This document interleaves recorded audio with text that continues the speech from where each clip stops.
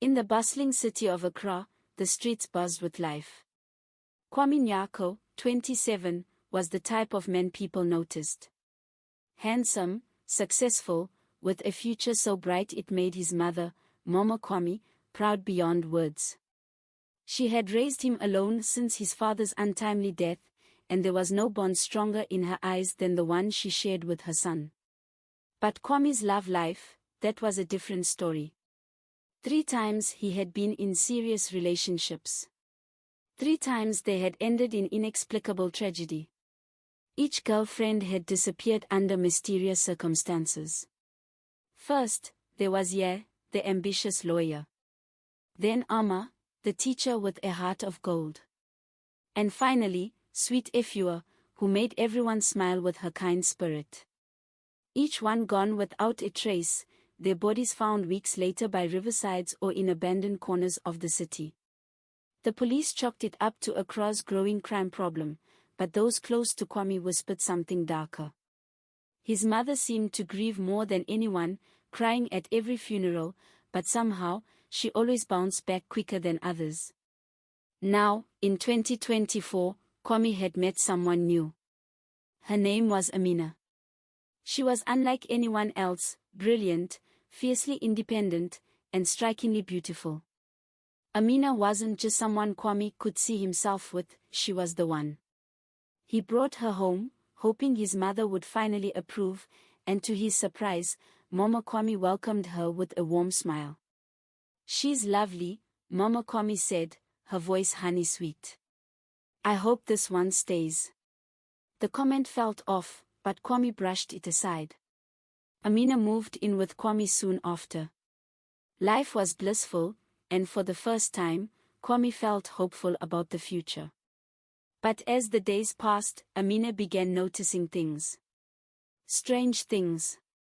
Late at night, when she was alone in their apartment, she would hear whispers, like someone calling her name from a distance.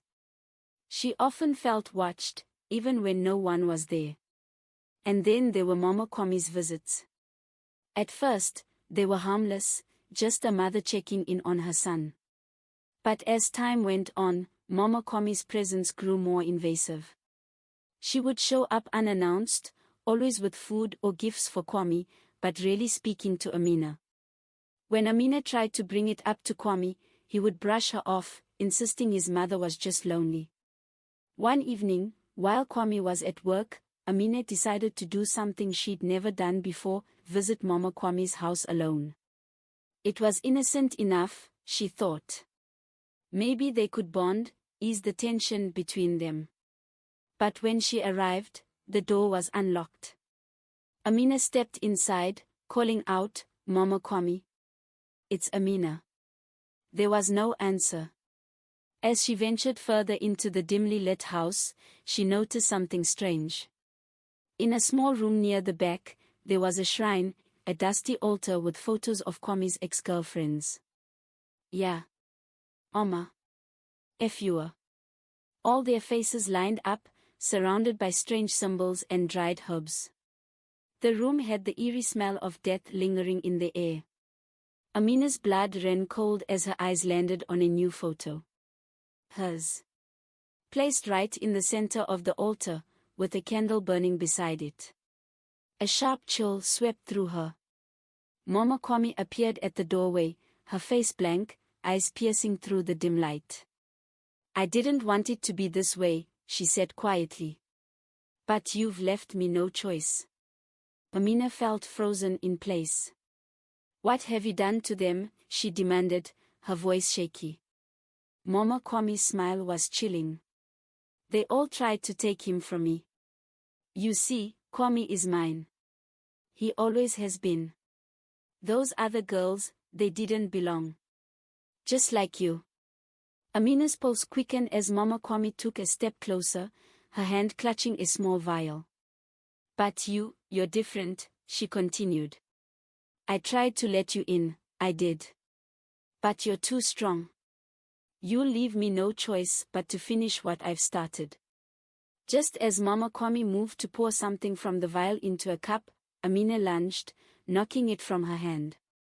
The liquid spilled across the floor as Mama Kwame let out a sharp scream of fury, her eyes wide with rage. "I'll kill you like the others!" Mama Kwame shrieked, her voice no longer soft, but vicious. Amina backed away, her heart racing. She turned and ran, bursting through the door into the night. But she didn't stop there. She knew this was far from over. When Kwame came home that night, Amina was waiting for him with a suitcase by the door. She told him everything about the shrine, the deaths, the danger. At first, he didn't believe her. But then he remembered the looks, the whispers, the unease he had always felt deep down. And finally, he confronted his mother. Mama Kwame didn't deny a thing. "I did it all for you," she said, her voice trembling, tears streaming down her face. "I had to protect you." Kwame stared at his mother, heartbroken and horrified. "You've destroyed everything," he whispered. The next morning, Mama Kwame was gone. No one knew where. Some say she disappeared into the night, consumed by her own darkness. Others say the spirits came for her, dragging her into the very river where her victims were found. But Kwame never looked back. He and Amina left the city for good, knowing that some secrets should never be unearthed.